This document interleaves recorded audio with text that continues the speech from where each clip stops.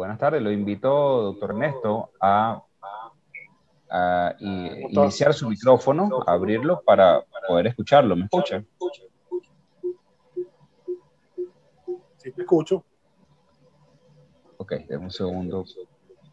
Ok. Perfecto, doctor. Y bueno, también lo invito a compartir su cámara, a abrir su cámara.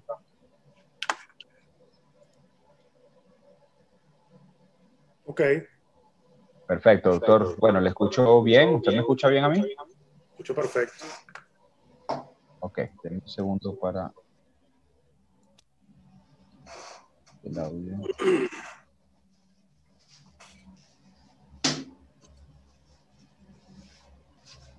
Bueno, muy buenas tardes, doctor Ernesto Guay. ¿Cómo está usted? ¿Cómo se prepara para el día de hoy? Primero que nada, agradecerle la oportunidad y el tiempo que ha dedicado para compartir con nosotros su experiencia en radiocirugía. Bueno, agradecido por la invitación y contento de poder compartir esta información que espero sea útil para todo el mundo. Perfecto, doctor. Vamos a dar unos minutos que se están incorporando las personas. Saludamos al doctor Cristian Silvestri. Doctor Silvestri, fuerte abrazo. Gracias por estar aquí esta tarde y compartir con nosotros. Bueno, por ahí está el doctor Cristian, ya lo vimos. Y el doctor Miguel Moreno también. Doctor Miguel, bienvenido. Recuerde que pueden Cristian, escribir a través de la opción del chat. sigue en Puerto La Cruz, Cristian. Sí, sí, creo que sí. Por ahí lo vemos que se conecta y se desconecta. Ahí está ahorita en imagen. Tiempo sin ver al doctor Cristian. Vamos a dar unos minuticos mientras siguen ingresando y admitimos a las personas aquí a la sala.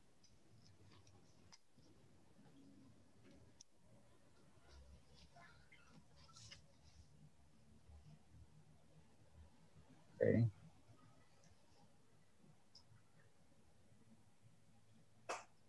Bueno, doctor Ernesto, usted ya tiene la opción para compartir su pantalla, pero bueno, vamos como le digo, a esperar unos minutos. Pero quisiera ver si puede hacer una prueba y compartir la primera lámina solo para estar seguro de que ya podamos arrancar en unos minutos. Claro que sí. Vamos a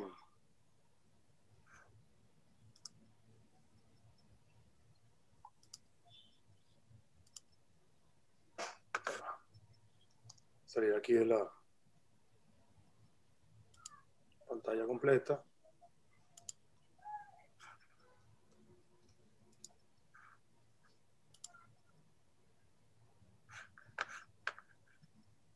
Share screen. Saludos, doctor Miguel. Buenas tardes, un gusto también para nosotros tenerlo por aquí.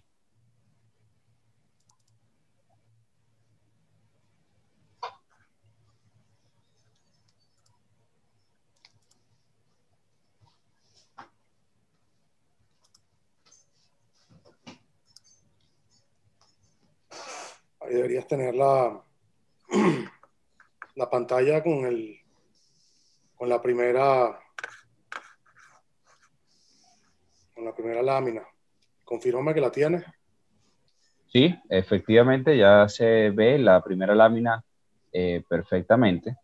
Entonces, bueno, doctor, fíjese, a pesar de que hay muy pocas personas todavía aquí, o vemos muy pocas personas en la sala, yo quiero invitarlo a que comencemos, ya que, bueno, esta actividad está siendo grabada Okay. y posteriormente se va a subir a nuestro canal de YouTube, se va a subir a nuestra página web y de esa forma ahí la van a poder ver todas las demás personas. Recuerde que, bueno, ya por el tiempo de que estamos un poco más activos en la calle, por el periodo de flexibilización, bueno, quizás algunas personas se les dificulta a esta hora conectarse, pero estamos seguros que una vez que esté colgada la actividad, muchas personas la van a ver con bastante detalle. ¿Le parece? Claro que sí. Vamos a empezar Bueno, entonces. entonces, el doctor Ernesto Guay, quien es neurocirujano del Centro Médico de Caracas y pertenece también a la unidad de radiocirugía robótica del Hospital Domingo Lucián, nos va a comentar entonces sobre el tema de hoy, que es la radiocirugía estereotáxica con CyberKnife. Doctor, permítame antes de que comience corregir esto. ¿Usted actualmente pertenece a la unidad de radiocirugía? No, la unidad de radiocirugía desapareció. Ah, ok, El servicio cerró hace varios años, ok, y actualmente no está operativo. perfecto. Bueno, doctor, gracias por aclarar eso. Entonces, de esta forma le doy el pase para que comience su exposición. Les recuerdo a las personas que ya se están incorporando. eh, una vez que el doctor termine, bueno, pueden hacer sus preguntas, ya sea por la opción del chat o ya sea, bueno, por una intervención, ya que también es posible que hagan su intervención a través del micrófono y la cámara de su dispositivo del cual se conecta. Adelante, doctor Ernesto. Gracias. Bueno, buenas noches, los que están viendo ahorita y los que van a verlo más adelante. La idea de esta presentación es presentar lo que son los resultados de unos 5 años de trabajo en la unidad de radiocirugía robótica en el Hospital Domingo Luciani. Ahí estuvimos, la unidad arrancó 2010 y yo estuve como neurocirujano con la doctora Sandra Bendaño por 5 años hasta que la unidad pues dejó de funcionar. Pero igual, bueno, un buen aprendizaje y me encantaría compartir con ustedes estos datos. Empezando por el concepto de la radiocirugía, ¿no? La radiocirugía, conseguí esta descripción del doctor Adler, donde dice que es un procedimiento neuroquirúrgico mediante el cual se aplican grandes dosis de radiación altamente conformadas y de muy alta precisión espacial, dirigidas a estructuras bien definidas con intención destructiva. En otras palabras, bueno, dirigir este rayo de energía muy poderosa a una zona muy particular y pequeña del cerebro, protegiendo los vecinos. En otras palabras, es un tratamiento que podemos considerarlo como mínimamente invasivo. En una sesión administramos la dosis equivalente de la radioterapia, dirigida a un volumen. El volumen es importante. Y con esta técnica vamos a preservar las estructuras vulnerables que están cerca del volumen que hemos seleccionado para destruir. En algunas circunstancias, y esta es digamos, la ventaja del CyberKnife, hoy en día los otros equipos también lo hacen, pero originalmente el único que podía hacer ese fraccionamiento de la división del tratamiento en varias partes era el CyberKnife, que podemos hacerlo en 3, 5, hasta 8 sesiones. Y lo que cambia del concepto es que no es una radiocirugía, sino es una radioterapia estereotáxica hipofraccionada. Esto tiene una historia larga, desde los años 50 que se introdujo el Gamma Knife por el doctor Lexel. Ya en el 68 estaban haciendo la primera radiocirugía para un tumor de hipófisis en Karolinska. Y bueno, con la medida que ha pasado el tiempo, nos hemos incorporado al armamentario de neurocirugía, la radiocirugía. Sin duda, esto es el resultado de un trabajo de equipo, ¿no? Esto no lo puede hacer una persona solo.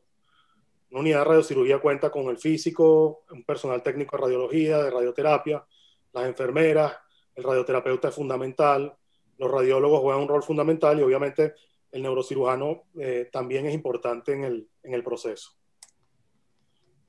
Hasta hace poco en Venezuela contamos con todos los sistemas. El más común es el acelerador lineal adaptado para radiocirugía. Lo tenemos en el centro médico, lo tenemos en las Mercedes, varias clínicas aquí en Caracas lo poseen y han adaptado para radiocirugía. Y de hecho tuvimos la posibilidad de arrancar un programa de radiocirugía bastante exitoso en Maracaibo, con un acelerador lineal de este tipo. El Gamma Knife estuvo operativo hasta hace poco. Las fuentes de cobalto se fueron deteriorando y no se ha reemplazado, por lo cual ahorita no contamos con el Gamma Knife. Toda la infraestructura está disponible. Habrá que esperar que las cosas mejoren para actualizarlo y ponerlo operativo de nuevo. Y este es el amigo de hoy del que vamos a hablar, es el CyberKnife. El CyberKnife es un equipo bastante especial. Si pueden ver en la parte del medio de la foto, el acelerador lineal portátil está montado en un brazo robótico. El brazo es Mercedes-Benz, como los carros. Arriba en la imagen ven dos estructuras que están pegadas al techo. Esas son dos cámaras de rayos X que permanentemente toman fotos del cráneo del paciente y en tiempo real manda la información a la consola, la computadora procesa las imágenes y el brazo literalmente sabe dónde está parado cada instante para hacer disparos de todos los ángulos posibles que nos podamos imaginar. La versatilidad del equipo es impresionante. Él se mueve para un lado, para el otro, para arriba, para abajo. Una máquina realmente impresionante. Entonces, ¿qué podemos hacer con esta máquina? Con esta máquina podemos hacer radiocirugía. La radiocirugía conceptualmente es una dosis única de radiaciones. La radioterapia estereotáxica hipofraccionada, que son para lesiones más grandes o que estén en contacto con lesiones con estructuras vulnerables. Y fraccionamos el tratamiento no en una, sino en 3, 5, 8 o inclusive más sesiones. Y tiene la versatilidad de poder hacer radiocirugía extracraneal. Entonces, esa tecnología podemos aplicarla también para tumores espinales, para tumores en el pulmón, para tumores en la próstata, para el hígado, mama, etc. O sea, tiene una versatilidad gigantesca. Este servicio dependía del Hospital Domingo Luciani, del complejo hemato-oncológico, que era un área destinada al tratamiento de pacientes oncológicos. Y ahí se contaba pues con la unidad de quimioterapia. Había un proyecto de tener una unidad de biología molecular y nosotros estamos adjuntos al servicio prestando el servicio de radiocirugía. En ese momento la doctora Selma Gamboa, que era la radioterapeuta, era la jefa de servicio. Yo trabajaba con la doctora Sandra Bendaño y bueno, un equipo gigantesco y fabuloso de físicos y técnicos permitieron que el servicio trabajara pues de manera fluida y exitosa por varios años. Operamos desde 2012 al 2017 y realizamos en ese periodo más de 740 radiocirugías. Para fines prácticos, hicimos una selección de los casos que tenían un buen seguimiento, que tenían las historias pues al día. Hicimos un corte en 500 casos. ¿Okay? Estos datos todos vienen de los datos de la fuente de datos del servicio. Y bueno, la intención de esto es informar para posteriormente ocuparnos del análisis estadístico. En términos prácticos, de esos 500 pacientes, 474 tenían patologías intracraneales, 26 pacientes tenían patología extracraneal, tratamos pacientes de 2 hasta 87 años y el seguimiento promedio era de 3 años. Tratamos 27 pacientes pediátricos, una minoría, pero cuando uno revisa en la literatura la experiencia de radiocirugía en población pediátrica, esta es una buena casuística. Luego tratamos 169 pacientes entre 19 y 48 años, 286 pacientes un poco mayores hasta los 78 años y 18 pacientes, digamos, en tercera edad. De la patología extracraneal, que no vamos a mencionar hoy, hubo tratamientos de cáncer de pulmón, cáncer de próstata, páncreas, tumores hepáticos y algunas metástasis vertebrales. Esto lo manejaron, sinceramente, los radioterapeutas con los oncólogos por su cuenta. Entonces, hablando del tema nuestro, la patología intracraneal, pudimos tratar 63 casos de metástasis cerebrales, 121 casos de lesiones vasculares, tumores cerebrales benignos, casi 200 casos, 46 neuralgias de trigémino, 33 gliomas y otras patologías como glomus, neuroestecioblastoma, neuroendocrinos, 12 casos en total. Entonces vamos a empezar a hablar de los tumores benignos. Schwannomas vestibulares recibimos bastantes casos. Nos confiaron 63 casos de schwannomas vestibulares. La particularidad con estos casos es que eran todos, o casi todos, venían ya operados. Tumores grandes, difíciles, con resecciones parciales, grado 3 o grado 4 en la clasificación de CUS. Y solo 5% de los casos hicimos radiocirugías primarias porque eran tumores pequeños que venían referidos con la intención de hacerles radiocirugía como tratamiento primario. Y tuvimos 2 casitos de neurofibromatosis tipo 2, ambos pacientes en edad pediátrica. Casi la mitad de estos pacientes tenían audición preservada a pesar de las cirugías parciales y 40% venían ya con cierto grado de parálisis facial antes de la radiocirugía. 2 casos llegaron con neuralgias trigeminales y para estos casos hicimos un hipofraccionamiento de 3 a 5 fracciones en todos los casos que eran CUS 3 o 4 por el volumen. Y los tumores pequeñitos sí les hicimos radiocirugías en una sola sesión. Nuestros resultados a largo plazo, un control volumétrico de más o menos 60% a los 36 meses, apenas 15% de regresión volumétrica. Uno esperaría que fuera más, pero realmente no regresan al tamaño del tumor, se quedan estacionados en el tamaño cuando uno los trata. 5% de los casos requirieron intervención quirúrgica. Ambos casos eran los pacientes con neuralgia de trigémino, el dolor insoportable, y ahora les voy a explicar un poco el razonamiento de eso. Y 20% pues no respondieron a la radiación y progresaron. Esto incluye obviamente los 2 casos de neurofibromatosis tipo 2, que sabemos que es otra patología distinta. Afortunadamente no tuvimos deterioros de función facial y la audición, lamentablemente, sí hubo un deterioro en más de la mitad de los casos. La explicación que le damos a esto es que son tumores grandes. Conocemos que la cóclea hay que restringir la dosis de radiación a menos de 3 grays, pero dados los volúmenes, los tumores, sabíamos que en muchas ocasiones esto era imposible. Entonces, explicándole al paciente y midiendo los riesgos de ser benevolente con las dosis y para proteger la audición, los pacientes entendían muy bien que ese déficit era aceptable y a veces necesario. Este es uno de los casos milagrosos. Fíjense cómo ese tumor de casi 4 centímetros regresó a algo prácticamente menos de centímetro dentro del canal, y probablemente si lo seguimos siguiendo en el tiempo, eso continúe en su regresión volumétrica. Meningiomas, tratamos 93 casos. El meningioma es una patología particular. Este es el caso que nos gustaría a todos manejar.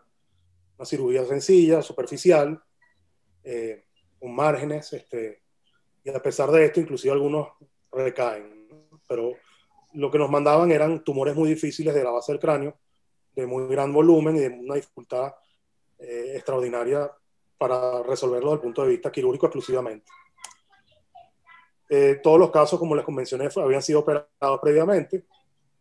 80 casos de esos habían sido tratados con una resección parcial y 13 había demostración de una resección total con una recidiva en los controles. Los tumores de menos de 3 centímetros los tratamos con radiocirugía en una dosis única, y los de mayor volumen fueron tratados con hipofraccionamiento de hasta 8 sesiones. Aquí 62 casos recibieron la dosis única, o sea que eran residuos pequeños. La cirugía había sido generosa, pero no completa, y a esos casos le dimos una dosis de entre 13 y 16 grays a la curva del 78%, y 31 casos logramos hacer una buena experiencia con hipofraccionamiento en 3 sesiones de 600 gray, y 5 casos hicimos 5 sesiones de 500 centigrays. Los meningiomas parasitales, un dolor de cabeza, la mitad se complicaban con edema post-tratamiento, y en la medida que, fuimos aprendiendo cómo manejarlos, afortunadamente no tuvimos ninguna fatalidad relacionada con esto. La buena noticia, control volumétrico similar a lo que vemos en las estadísticas mundiales, más o menos 80%. Las metástasis cerebrales, este es un tema diferente.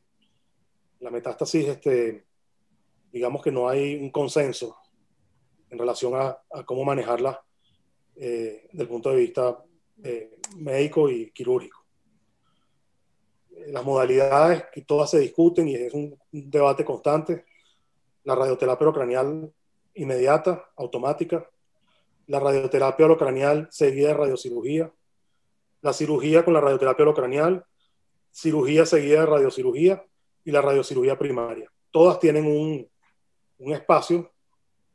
Sin duda la primera opción pareciera que es la menos moderna y la que debería entrar en desuso con la línea de las tecnologías nuevas. Para la selección de los casos, obviamente, los que se admitían los pacientes que teníamos una evidencia que había un control sistémico de la enfermedad, referido por el oncólogo tratante. Los pacientes deberían tener un Karnofsky de 70% superior, el volumen del tumor hasta 15 cc. Teníamos un 94% de los casos que tenían entre 1 y 5 lesiones, que se llama una enfermedad oligometastásica, y 6% tratamos con más de 5 lesiones. Aquí sin duda el volumen del tumor o de los tumores era un factor determinante.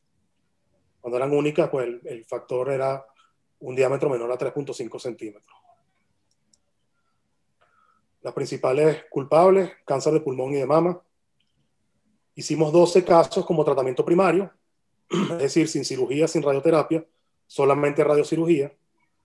La gran mayoría de los pacientes llegaban ya irradiados a olo craneal. Esos fueron 49 casos y le dimos un boost, como un remate. Y tratamiento primario al lecho tumoral, postcraneotomía. Hubo dos colegas que se animaron a resecar las metástasis, nos los refirieron.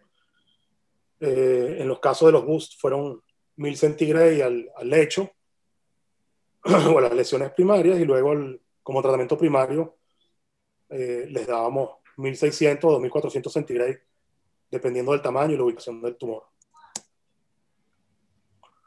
El seguimiento, bueno, clásico, primer mes de la radiocirugía, una evaluación clínica. Todos los pacientes salían del servicio con un régimen de dexametasona en dosis decreciente. Un segundo control con una resonancia a los 3 meses. Y bueno, luego hacíamos de la mano con el oncólogo controles trimestrales, al menos que hubiese alguna complicación. Los resultados sin duda extremadamente variables, sobre todo con la realidad de los hospitales nuestros. La sobrevida obviamente dependía del control sistémico de la enfermedad, y tuvimos el chance de ver que un control local en los pacientes que tenían tumores radiosensibles como de pulmón y mama hasta del 50% a los 12 meses. Entonces les dejo una cita de un trabajo interesante que habla de esto. Sin duda las cosas evolucionan y los estudios randomizados pujan un poco hacia el uso de radiocirugía sola o combinada para el control local de la metástasis. Y el debate cada vez es más intenso con el uso de la radioterapia, sobre todo de forma rutinaria. No tengo duda de que tiene su lugar, pero la rutina del paciente con metástasis, irradiarlo todo el cerebro para después ofrecerle radiocirugía, pareciera que es un abordaje un poco obsoleto. Estos estudios, que son relativamente recientes, comparan las técnicas del punto de vista de sobrevida, del punto de vista del performance cognitivo de los pacientes, que al final pareciera que, si bien la sobrevida pareciera ser similar, la calidad de vida de los pacientes que no se les da radioterapia a todo el cráneo es mejor desde el punto de vista cognitivo. Este trabajo es dirigido al tema cognitivo. Vale la pena revisarlo. Y bueno, en conclusión, pareciera que hay una tendencia a utilizar la radiocirugía como tratamiento primario, obviamente cuando las condiciones son adecuadas, y no utilizar la radioterapia holocraneal de forma rutinaria. De hecho, ahí les puse, hay un link para una página de Astro que se llama Choosing Wisely, que quiere decir escoger inteligentemente, donde ellos sugieren que se reflexione bastante bien la utilización de la radioterapia sistemática para todos los pacientes con metástasis cerebrales. Y bueno, y el trabajo que les puse abajo es un trabajo que habla de la utilidad de la radiocirugía sola para metástasis cerebrales únicas. Ahora pasamos a las lesiones vasculares. Este es un capítulo bien interesante. Nos refirieron 121 casos, de los cuales 94 eran malformaciones arteriovenosas y 27 casos angiomas cavernosos. 17 pacientes pediátricos. Todas esas malformaciones fueron embolizadas previamente, bien parcialmente o embolizadas totalmente con recanalización, que todos sabemos que esas cosas pasan. La dosis pues varió mucho, dependía del volumen, de la localización, y tuvimos un aprendizaje interesante con el hipofraccionamiento para las malformaciones arteriovenosas gigantes. El volumen de la malformación dejó de ser un problema con este equipo, y luego empezamos a hacer lo que llaman un parcelamiento de las malformaciones y lo tratamos por porciones. Y en ese periodo de 5 años, pues tenemos pacientes que tratamos un año una parte de la malformación, luego otra, y con el tiempo iban obliterándose esos vasos, una cosa que antes era bastante difícil de pensar. Los cavernomas que recibimos no eran cavernomas quirúrgicos, cavernomas que uno los ve y los va a sacar. Los colegas que refirieron los cavernomas, que refirieron lesiones como esta, pues yo no lo operaría bajo ninguna circunstancia. Este también un cavernoma difícil, yo no diría inoperable, pero complicado. Y bueno, a estos pacientes les dimos la oportunidad de tratarlos con radiocirugía, a pesar de lo controversial que puede ser la radiocirugía en esta patología. Le voy a pasar unos videos de unas malformaciones. Una paciente con una malformación arteriovenosa parasagital, previamente embolizada, se recanalizó y le hicimos tratamiento con Cyberknife. Fíjense que el volumen no es pequeño. Esta fue fraccionada. En la angio AP ven la obliteración, y en la angio oblicua también se puede notar que no hay flujo dentro del nidus. Los adenomas hipófisis también nos confiaron 29 casos. De esos 29 casos, pacientes de distintos rangos de edades, de 19 hasta 74 años, más mujeres que hombres, un promedio de seguimiento de 21 meses. Absolutamente todos los casos macroadenoma, todos venían operados, bien sea por vía transcraneal o por vía transefenoidal. Los pacientes con tumores secretores venían tratados médicamente, bien sea con cabergolina o con octiotride. Hicimos hipofraccionamiento en el 100%, dada el tamaño y el volumen de la lesión. Las indicaciones eran pues pacientes que tenían residuos, pacientes que tenían invasión de seno cavernoso. Reirradiamos un par de casos luego de haberles indicado radiocirugía, y como tratamiento primario un par de casos muy especiales que o no podían operarse o no querían operarse. Este trabajo, pues conocemos que la remisión postoperatoria en los casos que operamos por vía transfenoidal es variable. Y bueno, esa es una zona que técnicamente es muy complicada. Tiene el aparato óptico, el seno cavernoso con todo lo que va dentro del seno cavernoso, el compartimiento hipoficiario y luego todos los pares craneales que avecinan la zona. Estas imágenes anatómicas, pues, a pesar de que es una zona pequeña, es una zona bien compleja, delicada, y pues representa un reto enorme para los que tratamos patologías en esa zona, bien sea por vía quirúrgica o con radiocirugía. Estos pacientes todos se les hizo una evaluación oftalmológica, su campo visual, la agudeza visual. Casi todos venían referidos a un endocrino que había hecho ya un estudio de los ejes y desde el punto de vista endocrinológico una evaluación bastante seria, su examen neurológico, y no hicimos ningún paciente con fracciones en una dosis, pero puse esto sobre todo para recordar que la dosis del aparato óptico hay que regularla bastante. La gran mayoría fueron de 3 fracciones y los tumores gigantes lo hicimos con 5 fracciones. Este es un plan típico de un paciente con adenoma de hipófisis. Este es un plan de 3 fracciones. Aquí pueden ver en la primera línea, que es el nombre del plan, 3F significa 3 fracciones, 74B son 74 haces de radiación, y la duración del plan, que son 26 minutos, y la dosis total de 18 Gray, a la curva del 66%. Aquí están los histogramas de dosis volumen. Y bueno, esto pasaba por la aprobación de la Junta Médica. La respuesta radiobiológica es muy lenta para estos tumores. No lo van a ver antes de los 3 años. Cuando hay efectos compresivos, simplemente hay que operar al paciente, porque si no se quedan ciegos.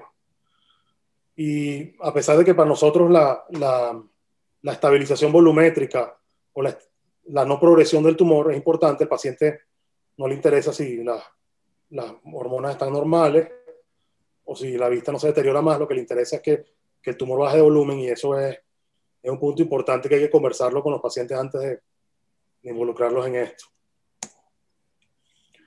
Esto es un recordatorio de lo que es la vista, el efecto compresivo. Esto no puede esperar 3 años a resolverse. Esto hay que hacerlo por la vía que a usted más le guste.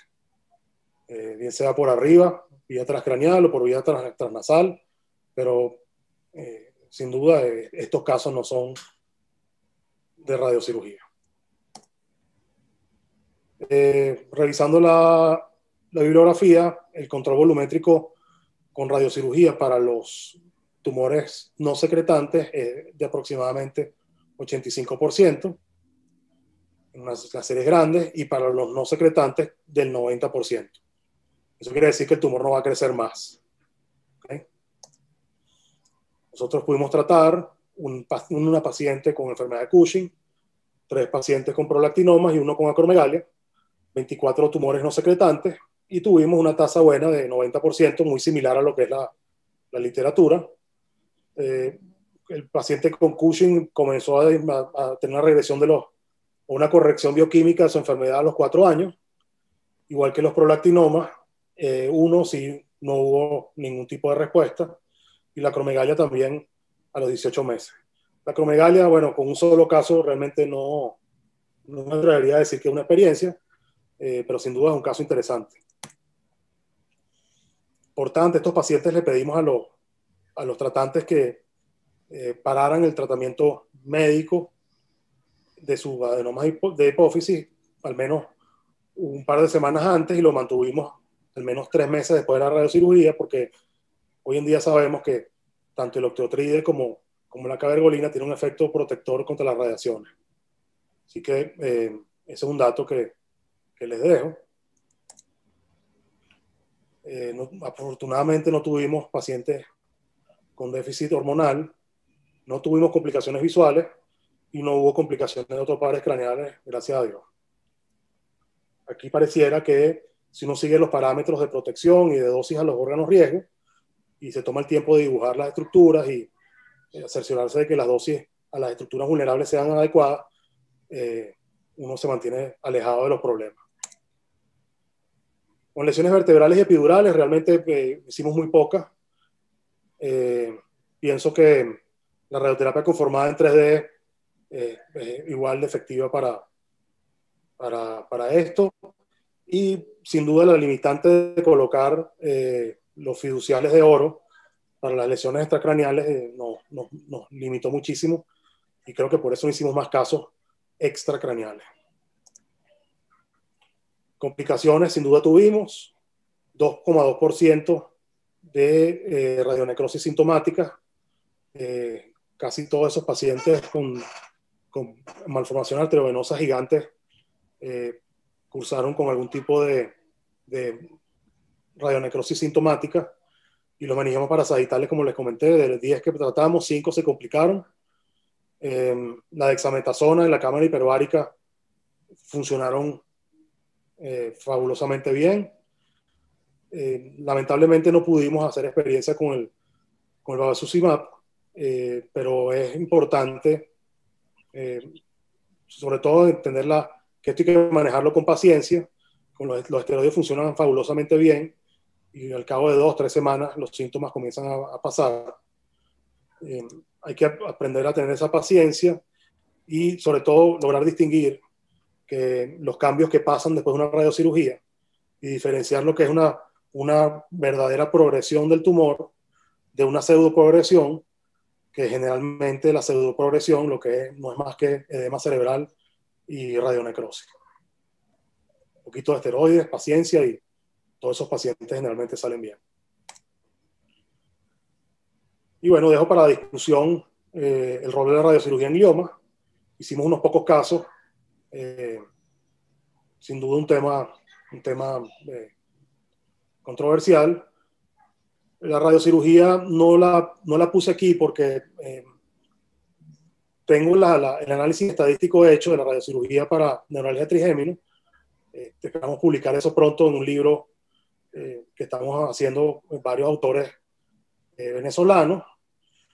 Y bueno, a mí siempre me ha llamado la atención, no tengo mayor experiencia, pero me encantaría entrar y hacer alguna experiencia con enfermedades degenerativas y trastornos funcionales. Esto, bueno, es más de lo mismo. Lo que recibimos son pacientes diagnosticados en estadios avanzados de enfermedad. El servicio desde el 2017 cerró. Y bueno, sin duda hay dificultades, pero con esta pandemia se han abierto muchísimas ventanas como esta para mantenernos educados, mantenernos al día, actualizados y sin duda, bueno, seguir avanzando para ofrecer lo mejor para nuestros pacientes. Muchísimas gracias por la atención y bueno, abierto a las preguntas. Excelente, doctor Ernesto, ¿verdad? Muchísimas gracias por su gran presentación, muy bien documentada, muy bien explicada. Quería aprovechar antes de que demos la opción para que los participantes hagan sus preguntas, de decirle que vi que hay varios estudios allí que sería interesante que esos estudios lo acompañáramos con este video que vamos a subir a nuestra página web. Y no sé si usted podrá compartirlo con nosotros para acompañar el video y colocar allí los links o el estudio debidamente con su fuente bibliográfica, para que, bueno, aquel que vea esta grabación pueda, si quiere, ahondar un poco más en la investigación. ¿Te parece? Claro que sí.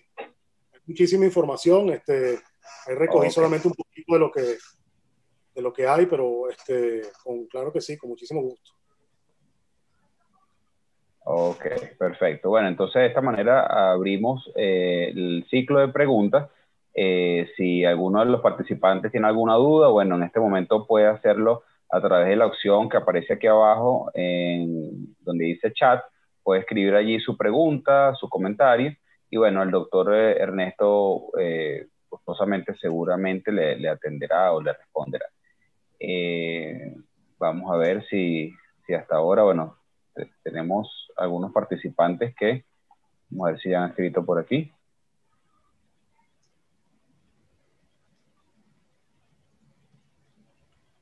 Bueno, vamos a ver si vamos a dar una oportunidad para que alguien escriba alguna pregunta. Doctor, quería preguntarle yo, mientras alguien también expresa aquí su inquietud, actualmente, ¿qué opciones hay para los pacientes en cuanto a la radiocirugía? O sea, a nivel público no se está brindando el servicio en ninguna institución, solamente en las instituciones privadas, ¿o hay alguna institución pública que brinde este servicio de radiocirugía? Mira, los planes públicos de radiocirugía estaban limitados al Domingo Luciani. En el Hospital Miguel Pérez Carreño estaba instalado un CyberKnife, pero pareciera que nunca pudo arrancar. Y en el Hospital Universitario hubo un programa también, me atrevería a decirte que no está operativo ahorita. Pienso que ahorita en el sector público no hay ninguna opción. Ok. Bueno, justamente tenemos aquí el primer comentario del doctor Reinaldo Pérez, quien nos dice: buenas noches, doctor, ¿no usaron otro tipo de anticuerpo monoclonal? Ok, me imagino que la pregunta es dirigida a la radionecrosis y al edema cerebral por radionecrosis. No, no, no pudimos utilizar ninguno. En el principio de la serie, el complejo hemato-oncológico contaba con bevacizumab, pero no nos aprobaron el uso para radionecrosis.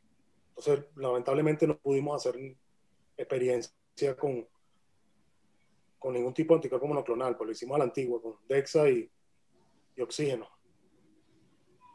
Ok, perfecto. Bueno, si hay alguna otra pregunta, bueno, gracias a usted, doctor Reinaldo, por su comentario. De todos modos, nosotros al subir esto a la página web, podemos crear la opción de un foro chat para todos aquellos que vayan viendo la grabación, puedan entonces allí hacer también sus comentarios y a través de esta opción de foro chat se le va respondiendo también y bueno, siempre surgen interesantes discusiones por allí. Entonces, bueno, doctor Ernesto, de verdad queremos agradecer la oportunidad, queremos agradecer la disposición que tuvo de preparar esta información, de esa interesante experiencia que usted logró recolectar en esos 5 años en el complejo hemato-oncológico del Hospital Domingo Lucián. De verdad bastante completa. Quería recordarle que en Intervértebra siempre estamos dispuestos a hacer canales para la difusión de este tipo de actividades. Y bueno, más adelante, cuando usted lo desee, si hay alguna otra información, si hay alguna otra conferencia que quiera brindar, bueno, seguro puede contar con nosotros, doctor. Bueno, fabuloso, yo encantado. Espero que lo pueda ver más gente Excelente. por la página, el canal y bueno, estamos a la orden para cualquier cosa. Seguro, doctor. Bueno, invitamos a las personas que nos han estado viendo esta tarde a que se conecten en los próximos días a través de nuestra página web www.intervertebra.com y también se mantengan en contacto con nosotros en las redes sociales a través de Instagram. Nos pueden encontrar como @intervertebrapiso oficial y en Facebook como Intervertebra. También el video va a ser difundido a través de nuestro canal de YouTube en Intervértebra, así se llama nuestro canal de YouTube. Y bueno, siempre estaremos por allí a la orden y siendo los canales para la difusión de estas informaciones de formación académica. Muchísimas gracias, doctor Ernesto. Que tenga feliz noche. Buenas noches, gracias. Gracias a usted, bueno, gracias a todos los participantes. Feliz noche. Igualmente.